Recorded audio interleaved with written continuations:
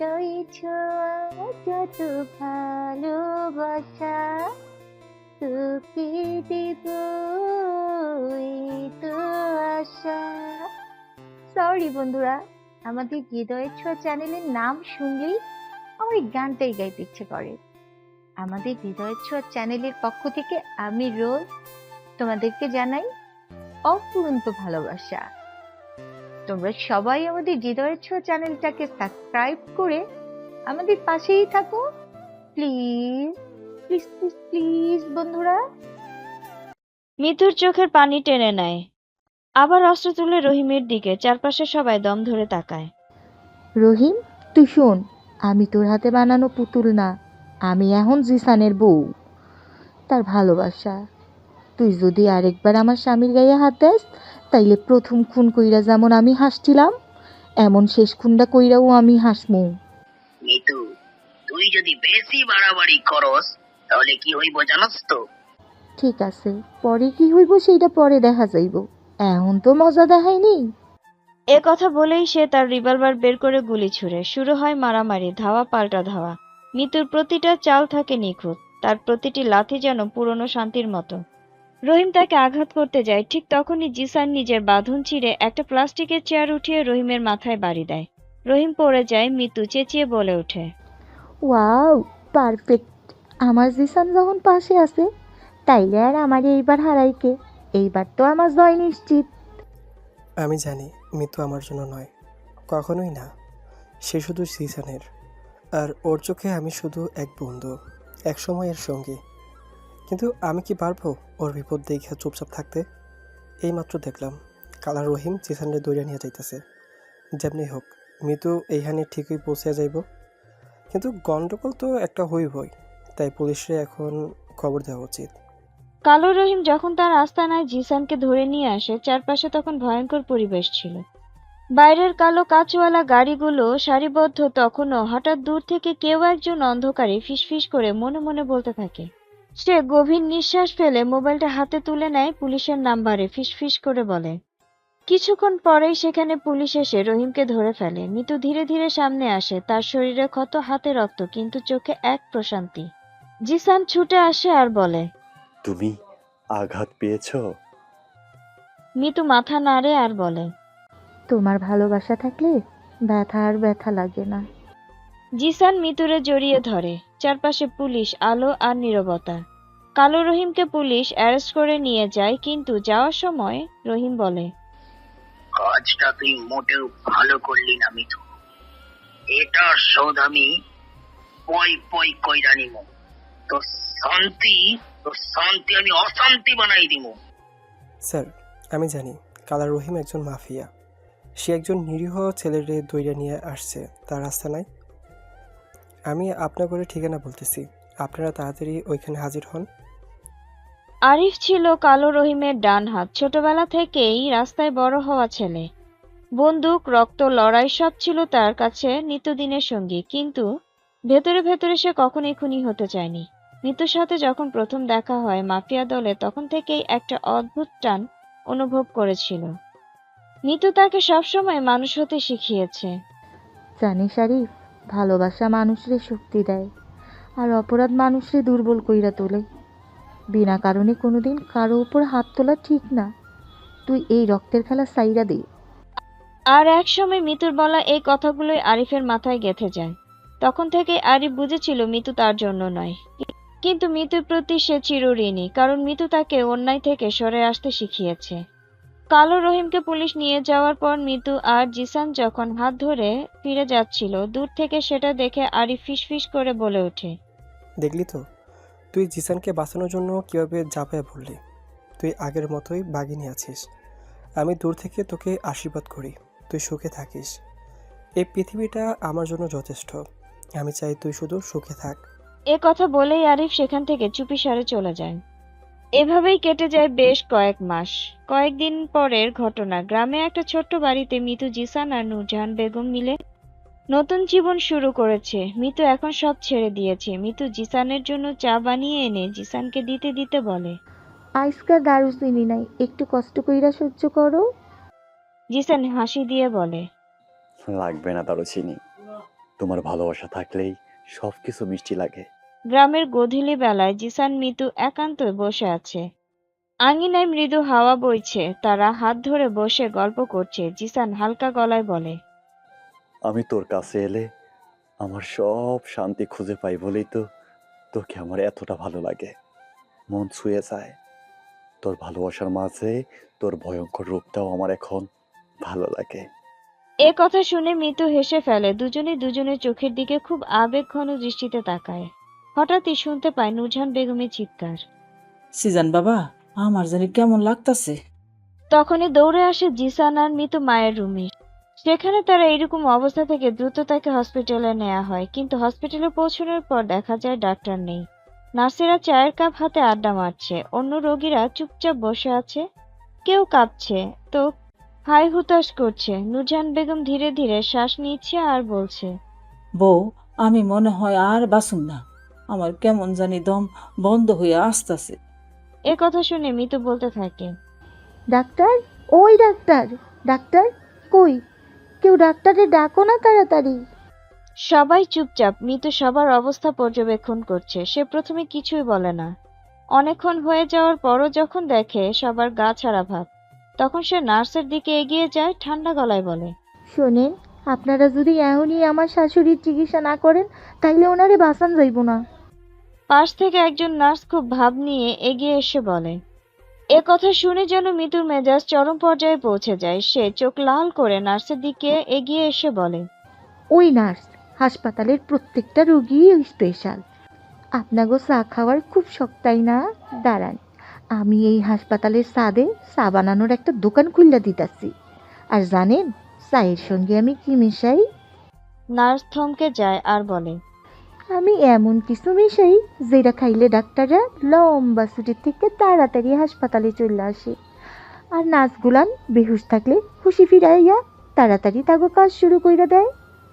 মিতু নার্সের কাছে এসে নাম্বার নিয়ে ডাক্তারকে ফোন করে আর বলে, স্যার, আমি একজন রোগীর ছেলের বউ, আমার নাম মিতু।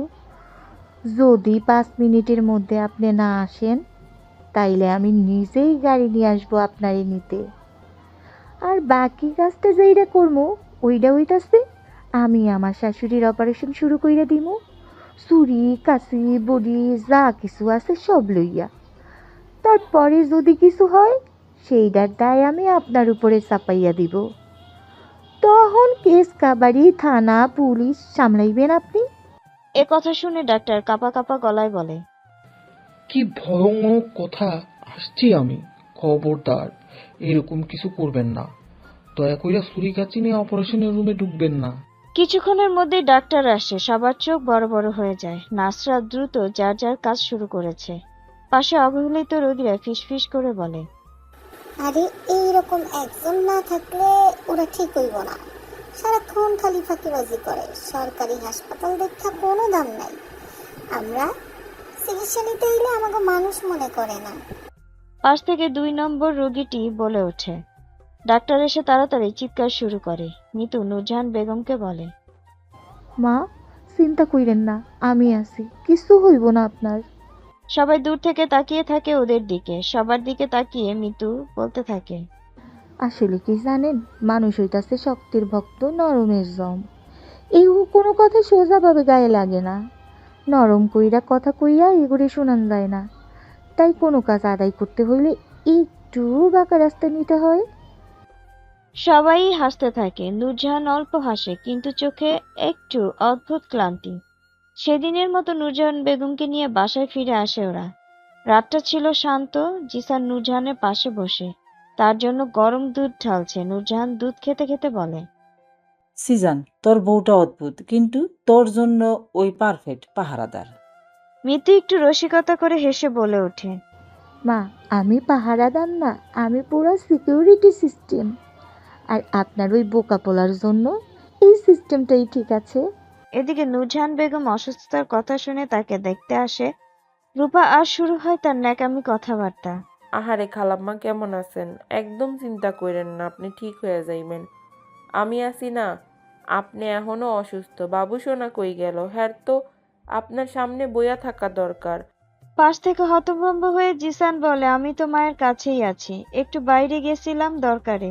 রূপা তখন জিসানকে চোখ পাকায় আর মিষ্টি করে বলে, বাবু সোনা, খালাম্মা তো এখনো অসুস্থ, তারে থুয়া কোনোখানে যাওয়া ঠিক না।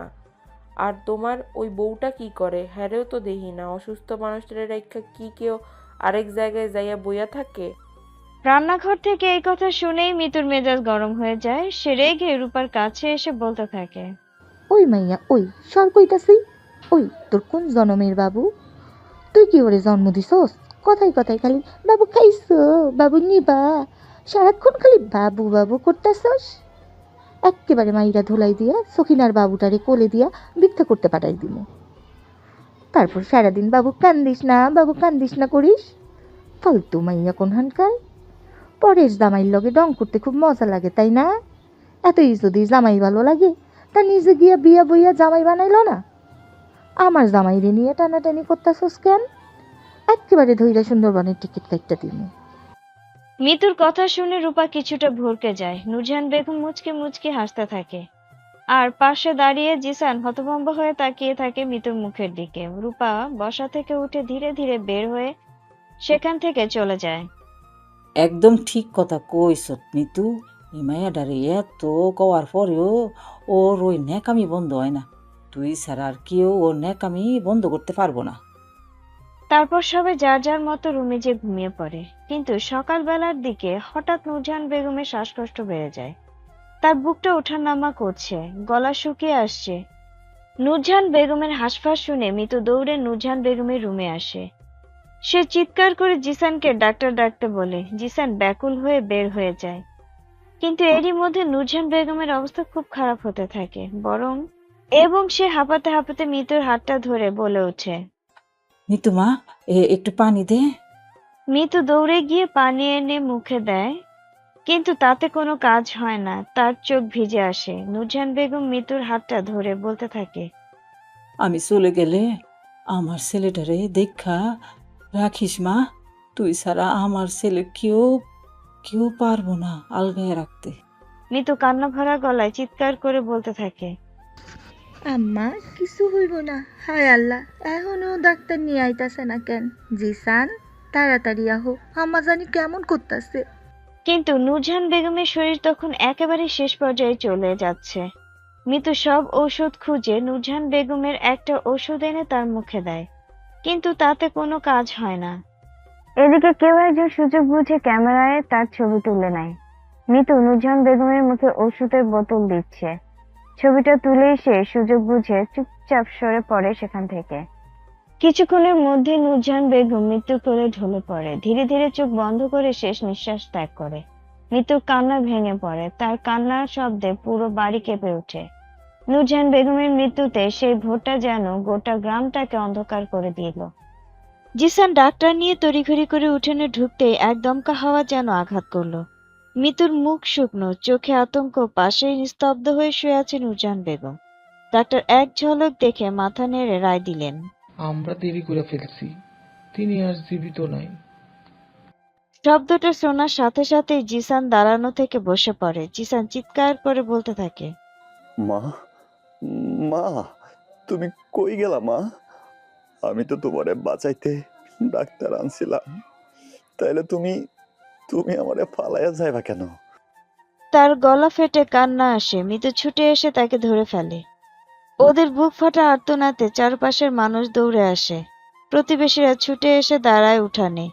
কারো চোখে পানি, কারো মুখে অবিশ্বাস।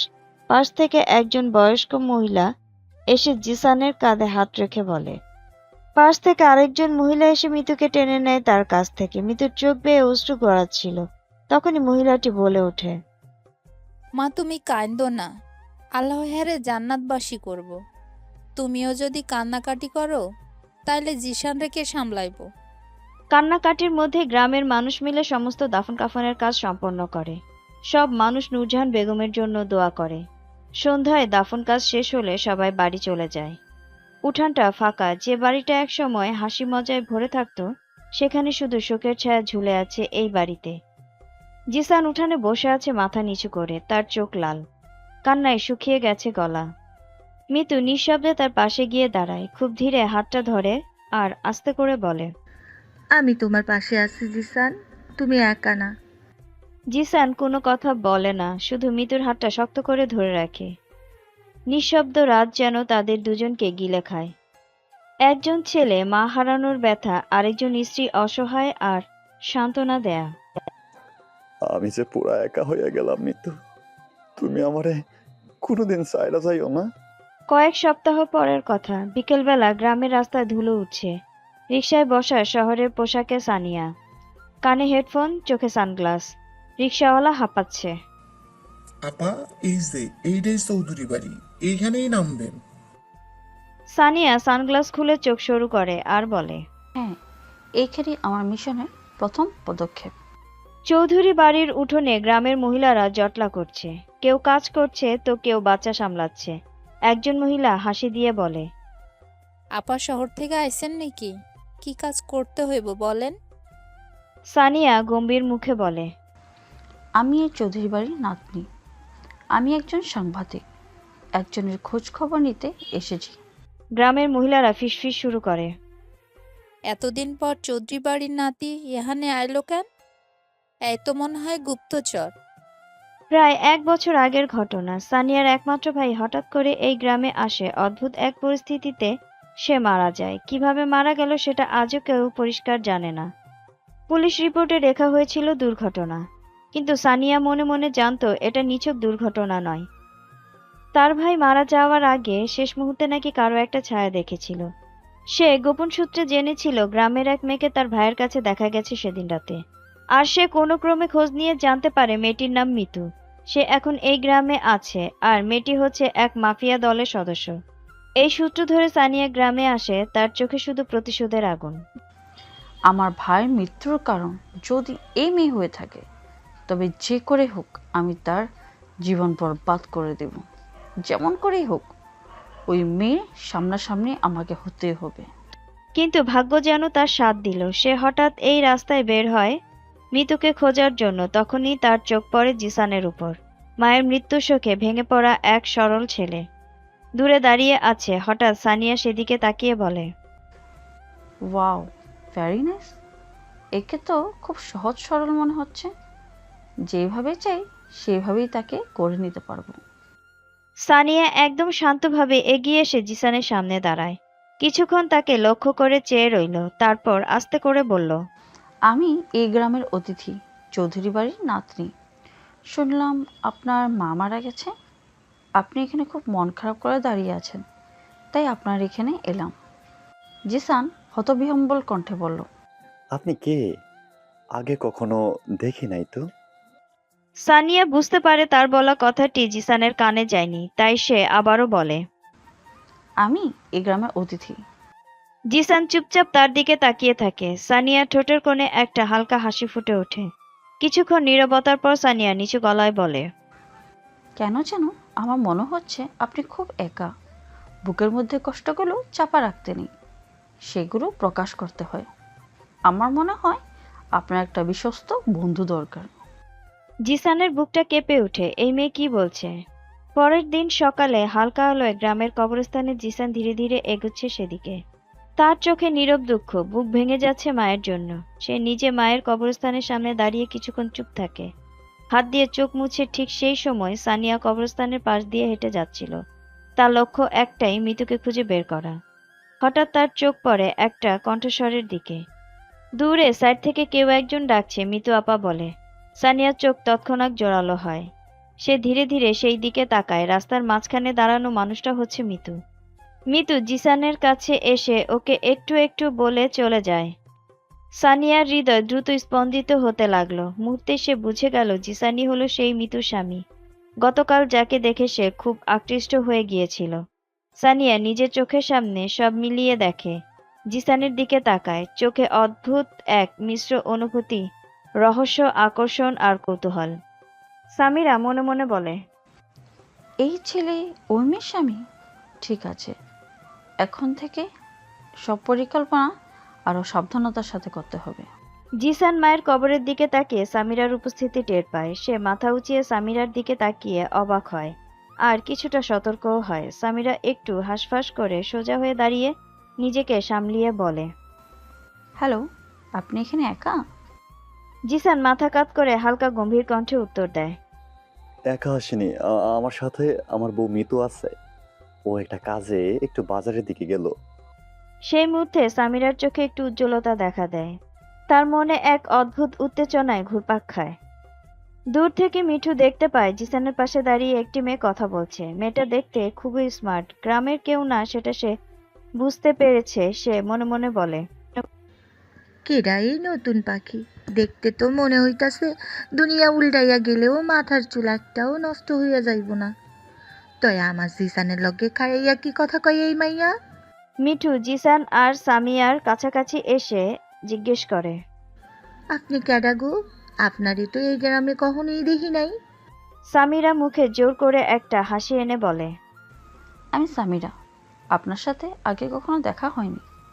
মিতু তীক্ষ্ণ দৃষ্টি নিয়ে তাকায় আর বলে, না, দেখা হয় নাই, কিন্তু মনে হইতাছে কোনো একদিন এমনভাবে দেখা হইয়া যাইব, আর তখন নতুন কোনো একটা গল্প হইব।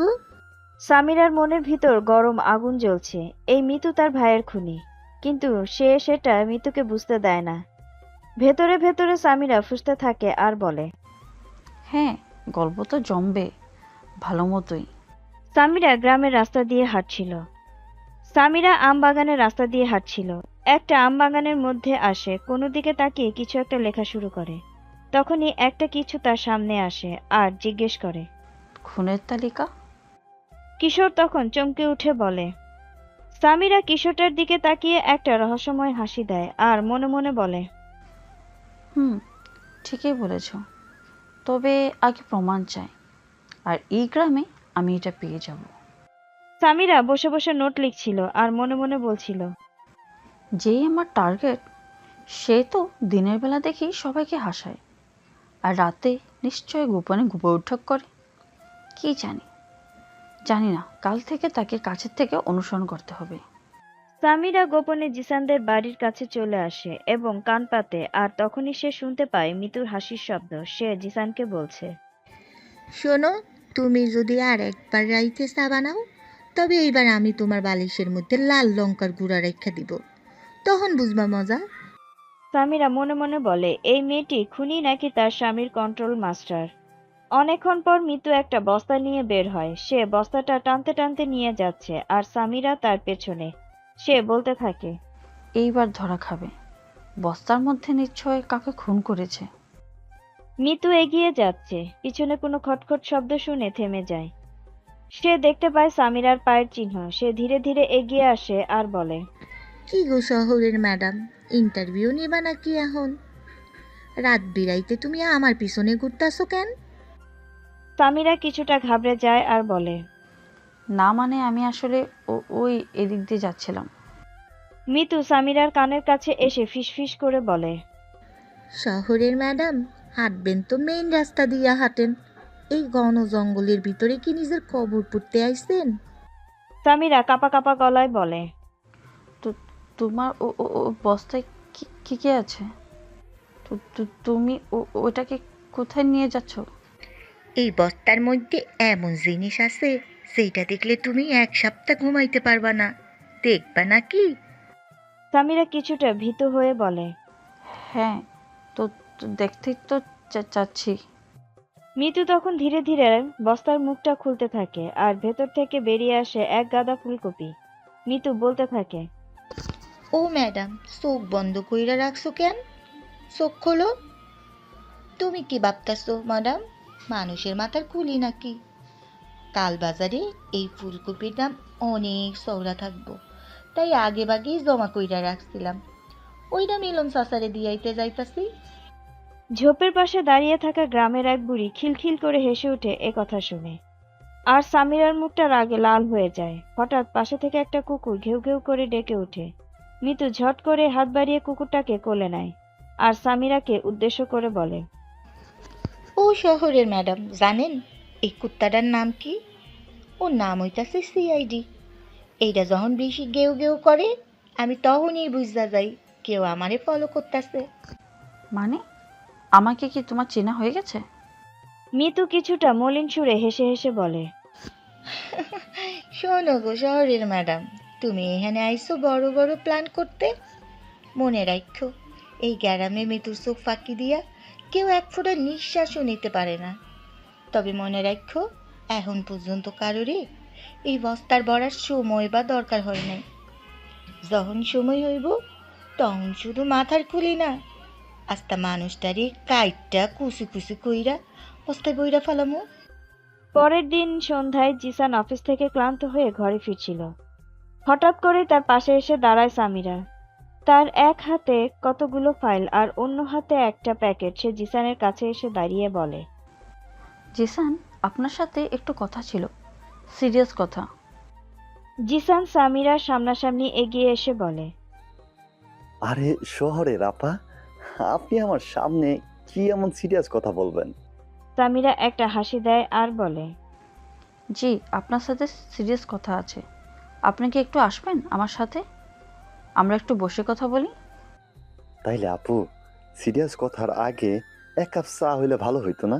হ্যাঁ, নইলে আবার আমার মাথার মগজ কাজ করে না।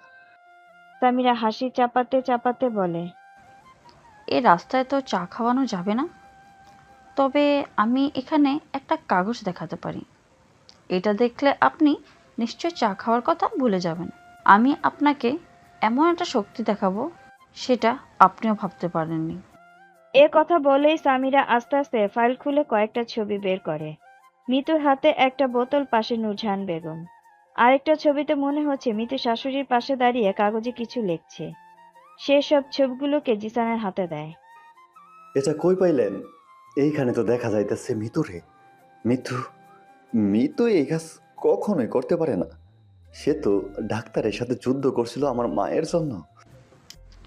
এইটা আমার ভাইয়ের পুরনো ডায়েরি থেকে পেয়েছি। আপনার মা মারা যাওয়ার ঘটনার আগে আমারও ভাই খুন হয় এই গ্রামে। আমি নিশ্চিত এই দুই কেসে একই মানুষ জড়িত, আর সেটার নামটাই আছে এখানে।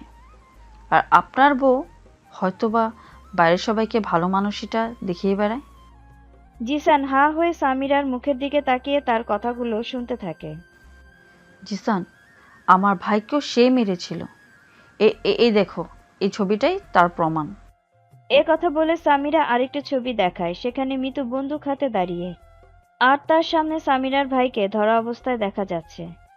আসলে পুরনো মাফিয়া কালের ছবি, কিন্তু এটা কাটছাট করে আলাদা রূপ দেয়া হয়েছে।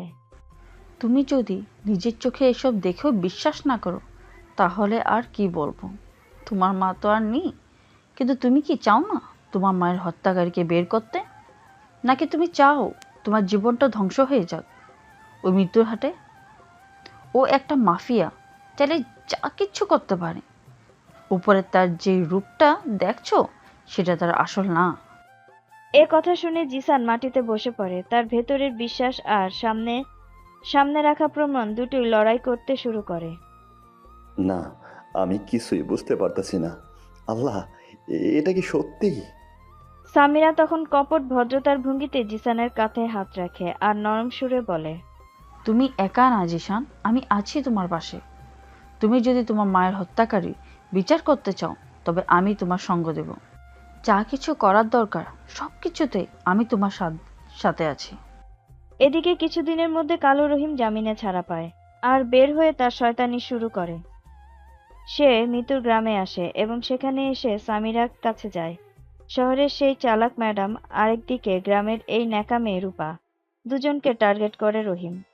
সে পুরনো একটি বাগানে দুজনকে একসাথে করে ডেকে নিয়ে আসে আর বলে, শোনো গো মাইয়ারা, তোমাগো দুজনের সাথে এখন যে কথাগুলো বলবো খুব মনোযোগ সহকারে শুনবা। তোমাগো দুজনের ওই সাধ্য আছে এইখানে। সামিনা ম্যাডাম, তোর ভাই মারা গেছে, তুই এখনো বিশ্বাস করিস তোর ভাইয়ের খুনি হইতাছে মিতু? আর ওইটার প্রমাণ আমার কাছে আছে, আমি এইটা তোরে দিমু। আর এই যে রূপা, তুই তো জিসান রে পাইতে চাস। সামিরা আর রূপা একসাথে কালো রহিমের দিকে তাকিয়ে জিজ্ঞেস করে, তুমি কে? তুমি এত কিছু কিভাবে জানো?